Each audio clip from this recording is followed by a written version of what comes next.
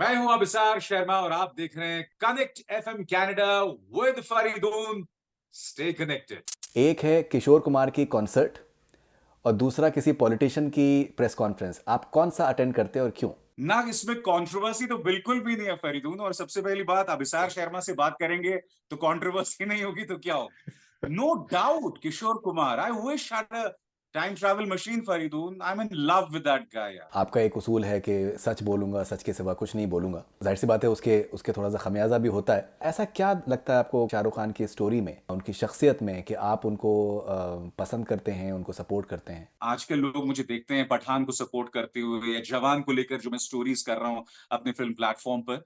मगर देखिए, शाहरुख को हमने जब भी पसंद किया है ना, तो हमने उसे राज आर्यन या राहुल के तौर पर पसंद किया है। मगर ये एक अलग सोच आ गई है 2014 के बाद से। हमारे आइकन्स को, हमारे मैटनी आइकन्स को उनकी मजहब के लिहाज से देख रहे हैं। शाहरुख खान को टारगेट किया जा रहा था उनके मजहब की वजह से।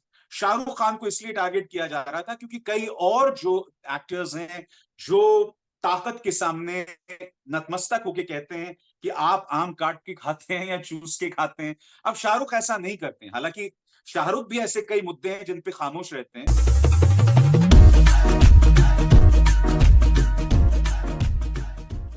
अभिसार भाई, बहुत बहुत शुक्रिया आपका कनेक्ट एफएम कनाडा पे, and welcome once again. Hi Faridoon, कैसे हैं आप? मैं बहुत अच्छा हूँ अभिसार भाई, always wonderful talking to you. Abhisar भाई, मेरा आपसे शुरुआत में एक सबसे पहले मेरा एक बहुत ही आई थिंक इंपॉर्टेंट सवाल है और कंट्रोवर्शियल सवाल है कि अगर आपको कभी मौका मिलता कि दैट आपको दो प्रेस कॉन्फ्रेंसेज अटेंड अटेंड करनी है, एक है किशोर कुमार की कॉन्सर्ट और दूसरा किसी पॉलिटिशियन की प्रेस कॉन्फ्रेंस, आप कौन सा अटेंड करते हैं और क्यों? ना इसमें कंट्रोवर्सी तो बिल्कुल भी नहीं है फरीदून, और सबसे पहली बात, अभिसार शर्मा से बात करेंगे तो कंट्रोवर्सी नहीं होगी तो क्या होगी। No doubt Kishore Kumar, I wish had a time travel machine Faridoon. I am in love with that guy यार। मैं आपको बताता हूं, ऐसे लम्हे होते हैं जब आप गमों से घिरे होते हैं। ऐसे लम्हे होते हैं जब आप अपने परिवार के साथ केरला की वादियों में होते हैं। ऐसे लम्हे होते हैं जब आप अपनी वाइफ के साथ जो पहला डेट है उसकी याद कर रहे होते हैं। किशोर हर लम्हे के लिए है। अभी हम्म। हाल ही में मेरी मदर इन लॉ नहीं रही इस दुनिया में। उन लम्हों में भी मुझे याद है किशोर के गानों ने सुकून दिया था मुझे। क्या आदमी है यार फरीदून, मतलब hmm. What a man. I wish I had a time travel machine and he was such a funny man. He was such hmm. A funny man. उनकी अपने एक्सेंट्रिसिटीज थी, मगर जो लोग होते हैं, जो जीनियसेस होते हैं, मेरे ख्याल से उनकी पर्सनालिटी में ये चीज होती ही है। नो डाउट अबाउट इट कि अगर प्रेस कॉन्फ्रेंसेस हों और किशोर हों एक साइड, तो चाहे पॉलिटिशियन जो मर्जी हो। और देखिए, मैं तो वैसे भी ठीक है, मैं कहने को एक पॉलिटिकल जर्नलिस्ट हूँ, मेरा वो अवतार है। मगर आप जानते हैं, अब मैंने एक फिल्म चैनल भी शुरू किया है, क्योंकि वो फिल्म्स जो है वो मेरा जुनून है। वॉचिंग जी। फिल्म्स और उससे जो मैंने सीखा उसके बारे में बात करना। तो आई wish I could do this film time full time. I wish I could write stories. तो ये तमाम चीजें हैं, मगर दिल को बहलाने के लिए गालिब ख्याल अच्छा है। ख्वाहिशें नॉवल हैं, तो ख्वाहिशें। नॉवल तो लिखा है आपने? हाँ, 4 नॉवेल्स लिखी हैं मैंने। और इनफैक्ट उसमें से एक थी the Kafir's love story. The Kafir's love जो मेरी नॉवेल थी, which is set in Jama Masjid. It's a story about a Hindu boy and a Muslim girl, which is very contemporary. तो उसको मैंने तब्दील किया था एक फुल फ्लेज्ड स्क्रिप्ट में, जिसका नाम मैंने काफिराना दिया था। तो अब उसको लेकर मैंने इधर-उधर लोगों से बात की, मगर आप जानते हैं मुंबई कैसी है। उसके लिए पेशेंस चाहिए, उसके लिए आपको मुंबई में रहना पड़ता है। मगर मैं तो अपना घर ही नहीं छोड़ सकता हूँ, क्योंकि 2016 से मेरी वाइफ की पोस्टिंग जो है, वो बाहर है।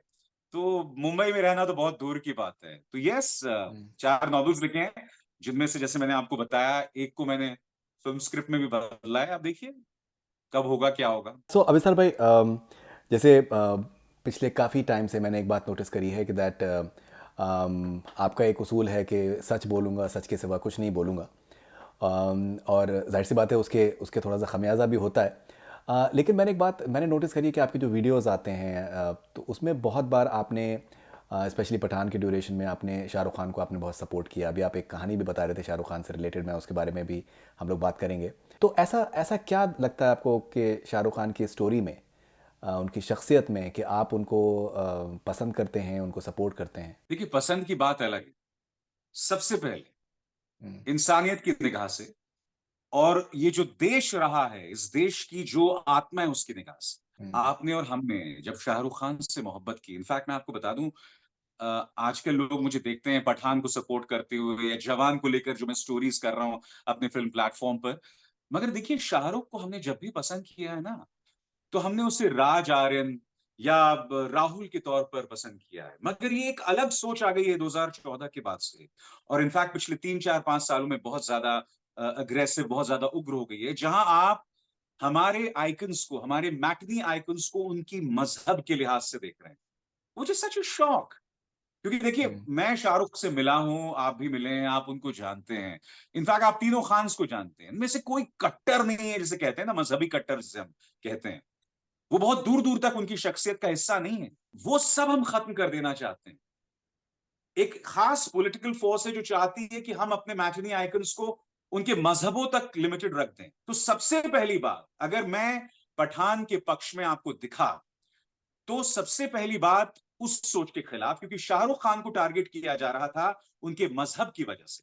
शाहरुख खान को इसलिए टारगेट किया जा रहा था क्योंकि कई और जो एक्टर्स हैं, जो ताकत के सामने नतमस्तक होके कहते हैं कि आप आम काट के खाते हैं या चूस के खाते हैं। अब शाहरुख ऐसा नहीं करते हैं। हालाँकि शाहरुख भी ऐसे कई मुद्दे हैं जिन पे खामोश रहते हैं, वो हम बाद में कर सकते हैं उसकी बात। तो कहने का यहाँ पर अर्थ ये है कि we started targeting on the basis of his religion, on the basis of what he doesn't stand for politically, और ये तमाम चीजें मुझे पसंद नहीं। अगर आपको टारगेट करना है किसी फिल्म को, अगर आपको नहीं देखना, आप मत देखिए। आप वायलेंटली उसे टारगेट कर रहे हैं। बेशर्म रंग को लेकर जो तमाम कंट्रोवर्सी हुई, अब एक जगह ऑरेंज बिकिनी दिखाई दे गई, तो वहां पर हरे रंग की बिकिनी भी थी मेरे भाई। तो उसको लेकर आपने इतनी बड़ी कंट्रोवर्सी कर दी।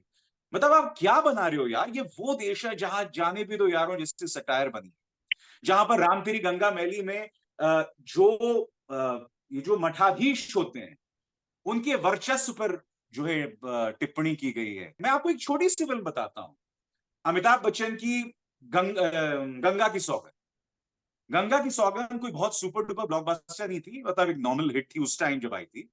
अरे उसमें भी मैंने देखा कि भाई किस तरह से जो ताकतवर हैं, उन्हें जिस तरह से एक्सपोज किया जा रहा है। गाय को लेकर जो पॉलिटिक्स होती है गाँव के अंदर, उसे जिस तरह से एक्सपोज किया जा रहा है, ये तमाम चीज़ें आज की तारीख में बन ही नहीं सकती हैं। हमने क्या बना दिया खुद? हम पीछे जा रहे हैं। तो मैं जो इस खास किस्म की सोच का विरोध करता हूँ फरीदून, वो इसलिए करता हूँ क्योंकि मुझे इस देश की चिंता है यार।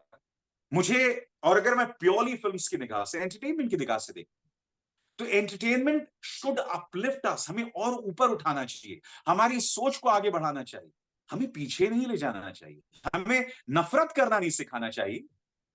आप बताइए, मुगले आजम फिल्म है, कहने को एक मुस्लिम बादशाह के आसपास है, मगर आपने मुगले आजम देखी है, वो भी सेक्युलरिज्म पर इतनी खूबसूरत मिसाल देती है। जोधाबाई हो या फिर मानसिंह हो, उनकी जो मान्यताएं हैं, अकबर उनके प्रति कैसे डेडिकेटेड हैं, अमर अकबर आंधी हो गई, तमाम जो फिल्में हैं, आज सेक्युलरिज्म को अगर गाली के तौर पर आप पेश करोगे तो मैं उसका विरोध करूंगा, और इसीलिए मैं शाहरुख खान के पक्ष में था। मैं उन्हें पसंद करता हूं, वो एक दूसरा पहलू है। हालांकि मैं उनका एक बहुत बड़ा क्रिटिक भी हूं, मैं ये भी मानता हूं कि वो बहुत जोरों से हैम भी करते हैं, मगर वो एक अलग पहलू है उनका। मगर जैसे मैंने कहा, मैं शाहरुख खान के साथ सिर्फ इसलिए नहीं था क्योंकि मैं उन्हें पसंद करता हूँ, या उनकी कभी हाँ कभी ना मेरी फेवरेट फिल्मों में से एक है, बल्कि इसलिए भी कि एक इंसान को उसके मजहब की वजह से, and the way his family was targeted, his son was targeted purely based on lies, that was shocking. Okay भाई, आपने अपने बेटे की बात करी। आपने इनफैक्ट आपने बहुत से अपने वीडियोस बनाए थे उस टाइम पर। अब जब जिस तरीके से कहानी जो है वो पैन आउट हो रही है और क्लियर क्लियर हुआ है उनका उनका नाम, और उसके अलावा और भी बहुत से जो पहलू सामने आए हैं, कैसे देखते हैं आप? आप जानते हैं फरीदून, जब ये मामला सामने आया था, तो उस टाइम कुछ क्लियर नहीं था कि भाई उन्होंने ड्रग्स का सेवन किया है, नहीं किया है, जो भी है। मुझे प्रॉब्लम क्या थी कि जिस तरह से एक प्राइवेट मिलिशिया का इस्तेमाल किया गया था इस पूरे ऑपरेशन में, उस टाइम मैं नहीं जानता था कि भाई how much Aryan is involve. पहली बात, एक प्राइवेट मिलिशिया का इस्तेमाल किया गया। हमने 2 या 3 ऐसे लोगों को देखा जिनके इतिहास क्रिमिनल थे, क्रिमिनल बैकग्राउंड के थे। एक इंसान था जो पॉलिटिकल पार्टी से जुड़ा हुआ था। इसके अलावा मैं ये भी देख रहा था 3 से 4 लोग जो एक खास पॉलिटिकल पार्टी से जुड़े हुए थे, उनके रिश्तेदारों को रिहा किया जा रहा था। That is what my initial objection to this entire thing was. और दूसरी बात, अगर एक व्यक्ति ड्रग्स का सेवन कर रहा है और अगर एक लॉ को वायलेट कर रहा है, आप उसे टारगेट कीजिए। उसके पास ड्रग्स नहीं मिलते हैं। और सबसे शॉकिंग, आप अदालत में जाके गवाही देते हैं कि आर्यन खान के ताल्लुकात इंटरनेशनल ड्रग कार्टल्स के साथ हैं। Do am I expected to believe कि इस देश का नहीं, इस दुनिया का जो सबसे रिच सुपरस्टार है, उनका बेटा ऐसा गया गुजरा है कि वो कार्लोस के साथ या नार्कोस के साथ जो है उसके ताल्लुकात होंगे? मतलब it was the theatre of the absurd. मुझे प्रॉब्लम इन तमाम चीजों पे थी। मीडिया को इन तमाम मुद्दों पे सवाल करना चाहिए था, मगर वो पूरी तरह से खामोश था। आप उस थिएटर ऑफ एब्सर्ड को आगे बढ़ा रहे थे जो आपको नहीं करना चाहिए था। And that is why I supported Aryan and Shahrukh right from the beginning, क्योंकि मैं जानता था ये किस तरह से काम होगा। और सबसे शॉकिंग, जो व्यक्ति इसका सूत्रधार, समीर वानखेड़े, याद कीजिए रिया चक्रवर्ती को इस आदमी ने किस तरह से बदनाम किया था, किस तरह से झूठी खबरें लीक की जाती थी उन चैनल्स के जिनके एंकर्स प्राइम टाइम में बैठ के चिल्लाते थे मुझे ड्रग्स दो, मुझे ड्रग्स दो। मजाक जर्नलिज्म का बनाया गया था। एक पूरे फैमिली को उस आदमी ने बर्बाद कर दिया था। And then karma comes back. फिर मुझे याद है उनकी वाइफ जो है उद्धव ठाकरे से अपील कर रही थी कि एक महाराष्ट्र की एक लड़की को टारगेट किया जा रहा है। अरे आपके पति ने एक पूरे परिवार को बर्बाद कर दिया था भाई। उस वक्त ये भक्तों का सिंघम बन गया था। अब कहां है वो? अब खुद कहा जा रहा है कि भाई वो एक्सटॉर्शनिस्ट है, तमाम चीजें हैं। इन तमाम चीजों को तो ये सामान्य चीजें, मीडिया को ये सवाल उठाना चाहिए था, but they were glorifying Sameer Wankhede. They had to target Shahrukh because उसके जरिए उन्हें लग रहा था कि भाई एक और किस्म का डिविजन, एक और किस्म का पोलराइजेशन होगा by just confining Shahrukh's identity to a Muslim actor, which is wrong, which is just so wrong.